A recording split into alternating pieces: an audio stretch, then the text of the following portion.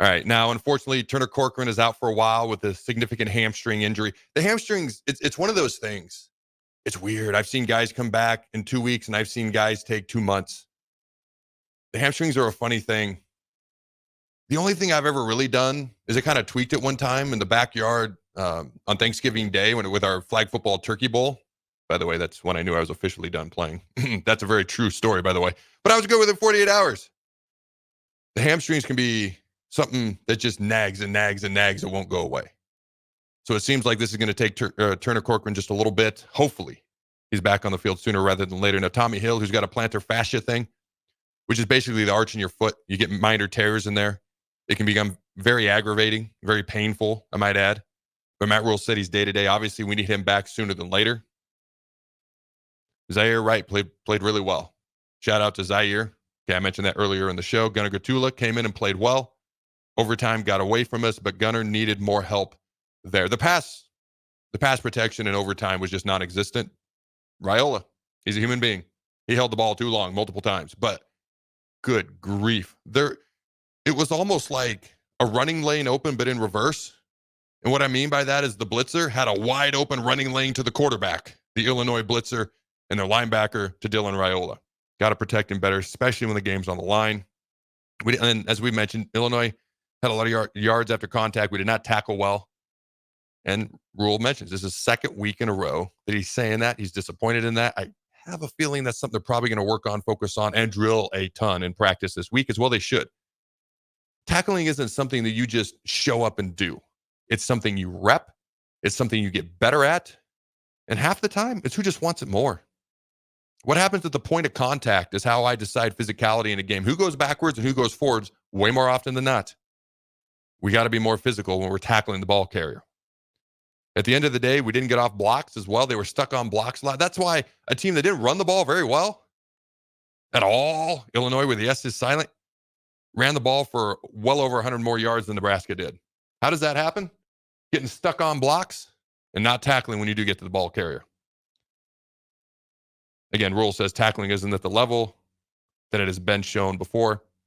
All right, Deshaun Singleton got fooled on the tight end swapping between eligible and ineligible on one of the wide open passes. Illinois had a couple of those. Going to have to be more disciplined when things come up. And offenses do that on purpose. They throw a lineman on the field, 6'6", 335 pounds, and switch his number to try to mess with people. It's how you get confusion on defense. And offensive coaches are always trying to find ways to do things like this. But at the end of the day, if you're well prepped and you're ready, teams don't want to do that because if it doesn't work well, it blows up in your face. So they're only going to do it if they feel it's going to work. So clearly Illinois saw something on film coming into the game and they were able to exploit it. Hopefully we can get better from it. A mistake is only a mistake if you commit the mistake and keep committing it. A mistake is a blessing if you commit the mistake and get better from it. All right, Rhule said, and I quote, "I don't think anything was good enough in that game," end quote. All right, we also had some good rushes, but a lot of errors on defense, talking about getting to the quarterback. And I haven't seen us make, mistakes on defense that I haven't seen us make since last year at Michigan. Ooh, specifically the Michigan game. You know what was funny is I actually wonder where it was a Friday night game. Because last year, if you remember after the Michigan game, Sundays usually you come in, you watch film, you lift. No. They had a full practice. They had like a scrimmage that Sunday night after the Michigan game. I don't know if people remember that. I wondered if Rhule was going to do that. No, there's been no word of that, especially where it was a Friday game.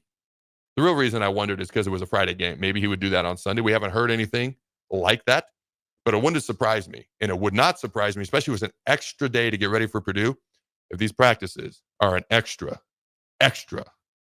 amount of physicality involved in them. All right. He's expecting more blitzes against Nebraska, the O-line and Dylan Rhule. He said, I'd blitz him a ton. Well, yeah, he's a freshman. Why in the heck wouldn't you? The offensive line hasn't been good at protecting him in the tough key matchups and the tough key moments. It was better against UTEP. It was better against Northern Iowa, even Colorado. The first good team we played this year, and it wasn't great. Need more discipline on picking up blitzes and responsibilities. And I'll be honest with you, this offensive line is so experienced, the fifth most experienced offensive line in the country. This isn't Colorado where they're all new faces and they've never seen each other before. This isn't another place where they got a brand new O-line coach. The most tenured assistant coach we have is Donovan Rhule in his third year here at Nebraska. Everyone else is an assistant coach is in year 2. These guys have played together outside of Mazuka for at least a couple years. There's no excuse for this offensive line not to play well. They were highly recruited guys. They're big. They've got experience. They've been together. What more do you want? This is the one group. The black shirts got to play better. But this is the one group that I'm going to look at and be like, I don't understand why you would not play better in the key moments of a key game when the game's on the line with all these starts you have under your belt. By the way, 170 plus starts. And Mazuka did not start the game, so to be fair. But our normal starting offensive line, and Mazuka was suited up. Did he go in, Jake? I don't think so. He was warming up at one point. Yeah. And obviously Gunnar Katula went in at left tackle. So I guess I don't know. I still don't want to see any excuses. Like, get the job done at some point. Illinois did. All right, long punt return for Illinois was a bad punt that outkicked the coverage to the wrong hash. Oh, God. Where have we heard that before? I don't want to spend any more time on that. Fix it. Same thing happened on kickoff coverage. The special teams have got to get better.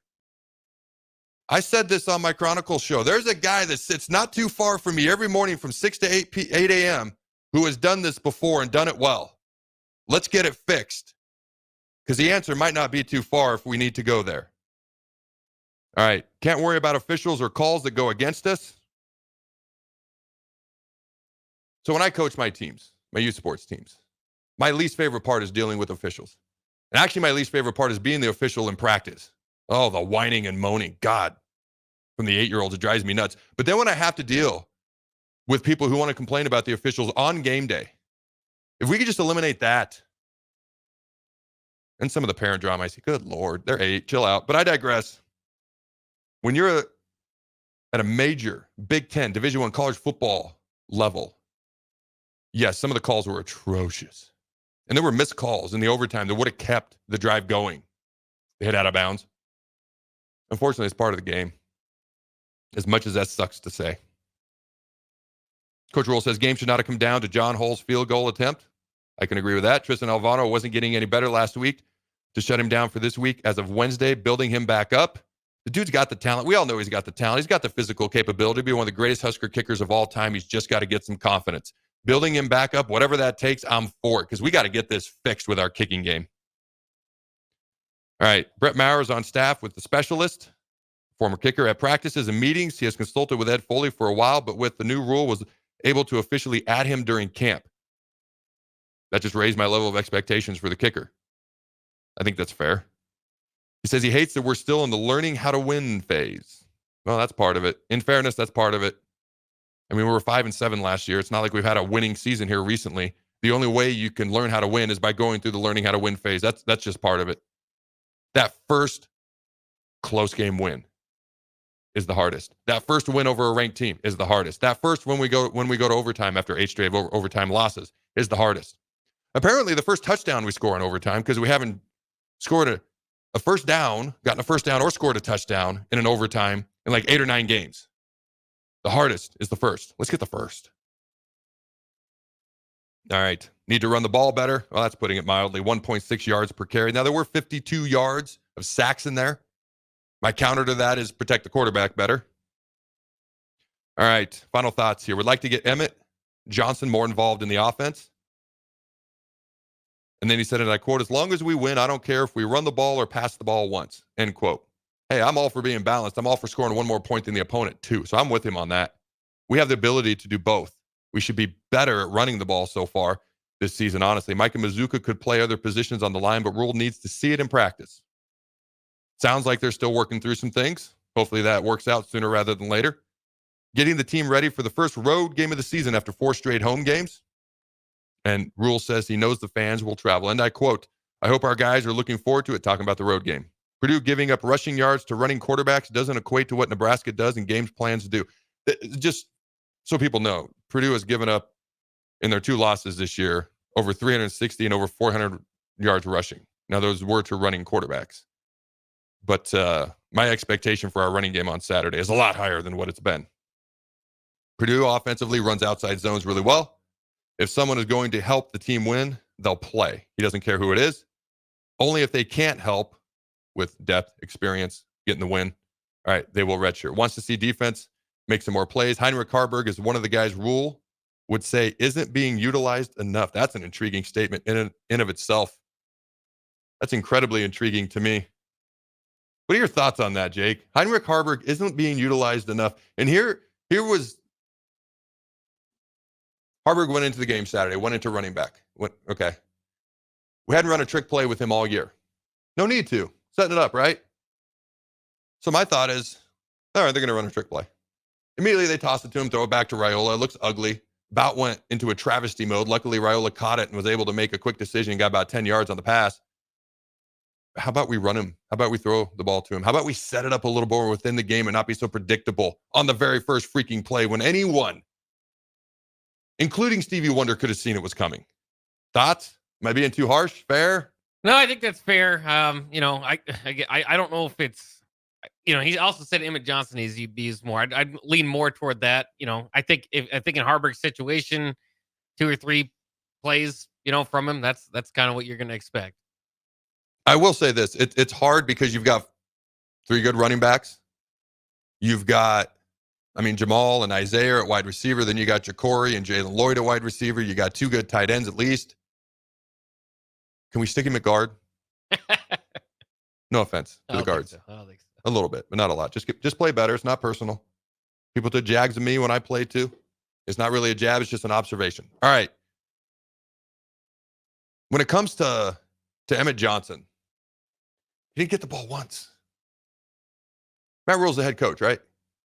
So if he wants to see him to get the ball more, how many hoops does he have to jump through? I wouldn't think many.